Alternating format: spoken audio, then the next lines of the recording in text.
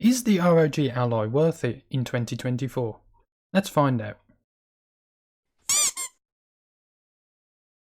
As many tech enthusiasts do before purchasing an item, I ended up watching review after review after review on not just the ROG Ally, but also the Steam Deck and the Lenovo Legion Go, before picking out the pros and cons of each one and seeing which one would suit me. Now this whole binge review watching lasted probably about a week, as I wanted to make sure I got the best for my money, and so I purchased the ROG Ally all the way back in November 2023 from the well-known store Curry's, based here in good old Blighty. And now that I've had it for about 6 months or so, I'd say I have a pretty good grasp on how it performs, and the good and the bad bits about it. It's certainly not perfect, but for one thing in particular, it shines. So for the first week or so, I used the hell out of it. I could not put it down. I spent most of my time customising little bits and bobs to my liking. It got to the point where I ended up running out of storage. It only comes with a 512GB SSD, and I packed it to the brim with games and emulators. I really couldn't make my mind up on what I should get rid of to make some more space, so I ended up scouring the internet trying to find a decent deal on an internal SSD upgrade. Now let's just quickly talk about the major flaw of the ROG Ally, and that's the micro SD card slot. Every review I've seen mentions the micro SD card slot, and it kills pretty much every card that gets inserted into it if the Ally overheats, and I wasn't ready to risk spending £100 on a 1TB card and it failing and I lose all my data. I didn't know if my model was the one that they had supposedly fixed, so instead I picked up the 2TB Corsair MP600 Core Mini. I could have gone the whole 2280 route and the 90-degree angle data connector, but I have heard a few overheating issues, and while I know I would have saved a few extra quid, I wanted no problems. If you can afford it, I'd seriously recommend upgrading your storage this route instead, and don't cut corners trying to save a bit and then risking your precious data in the future.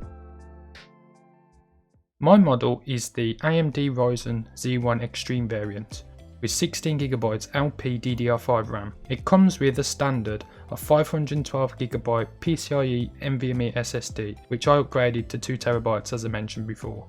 It has a 7-inch 1080p 120Hz touchscreen display and has a claimed brightness of 500 nits. Along the top you can see we have a 3.5mm headphone jack, the aforementioned micro SD card slot, the XG mobile interface, which is used to connect their proprietary external graphics card, a single USB-C port, the volume buttons, and a power button / fingerprint reader. Another USB Type-C or Type-A would have been more handy, but that's a lot in regards to ports. The front has the usual Xbox buttons, directional pad, and joysticks that have customizable RGB lights around them, along with shortcut buttons to Armory Crate and a quick settings toggle. The speakers, while lacking in bass, are pretty loud and clear. The back has a fan intake and a cool looking stripe, although it's just a reflective sticker, not RGB. Now I normally play my games in the 15W power profile, and I feel like that's the best middle ground for when it comes to performance and battery life. Without a power source, the maximum TDP is 25W, however that will chew your battery life up, so I just stick to 15W. I'm going to show off a couple of games for an example of what you can expect when running the Ally at the 15W power profile. Getting into a game of Fortnite, you can see the amount of lag spikes it's creating while loading up the lobby, and while I can understand this is happening, even PC does it too. It does not go away. There are lag spikes during the whole Fortnite gaming segment. I do, however, as you can see, change over the performance mode to turbo, which is 25W on battery, and while that does stop the frame drops when jumping, there is still frame drops that sporadically happen. I have everything turned down to low on the settings, so it's just a case of dealing with it really. Not unplayable by any stretch, so you just have to have a little bit of patience and you'll be alright. Now I had a few more worries when it came down to Warzone, and that is definitely a lot more fast paced than Fortnite is, and my worries were justified. Now watching the video playback, it doesn't seem to be as bad, however it tends to freeze more, and then it tries to compensate that by speeding the game up a little bit more. Now that gets very frustrating and gets you killed a lot quicker. Not by any means am I saying that I'm good at the game, I'm really not, but when the frame drops hit you when you don't want them to, it truly sucks. But let's see if we can fix that by plugging it into a docking station and pushing the processor to its highest performance. As you can see, I have now plugged the Ally into my docking station connected to my PC monitor. My monitor has a 1440p 165Hz screen, although for some reason it thinks it's a 4K 60Hz screen. The frame rate dips and freezes that you're seeing right now are on this video. This is the actual performance on Warzone.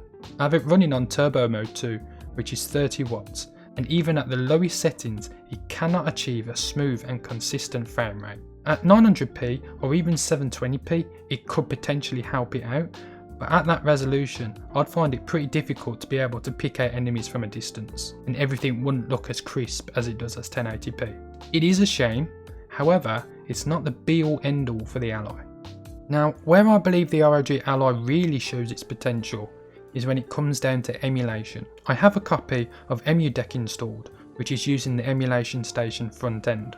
This is my favourite front end to use when it comes down to emulators, although it can be a right bugger to get the box art scraped. A lot of the games on here it just cannot find the right box art for, however hard I try to configure it. It's not that much of a problem though. For the games that are in my rotation and are the most important to me, I have the correct box art for them. But honestly, sitting downstairs on the sofa playing some retro games and old childhood games is a blessing.